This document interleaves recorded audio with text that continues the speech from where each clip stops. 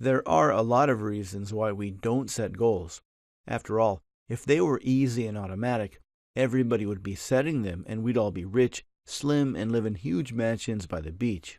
Since most of us don't set goals, we've first got to uncover the reasons before moving forward. Not only do we need to uncover the reasons, but we need to understand why they are false so they don't hold us back anymore. Whatever your fears are, they will fall into two broad categories. The first is easy to understand and is the fear of failure. If we think there's a good chance we'll fail, we won't try.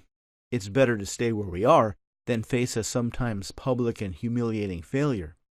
Luckily, these fears are false, as we'll see in the next video. But the next fear is just as common but oftentimes misunderstood, and that is a fear of success. Now, most people think this is crazy, but there are many reasons why this is a very valid fear, and as we'll see in upcoming lessons, this fear of success is very closely related to our fear of failure. In our next lesson, we'll take apart the common fear of failure and see how it's really just a hallucination. That means we can make it vanish by exposing it to the cold light of truth. I'll see you in the next video.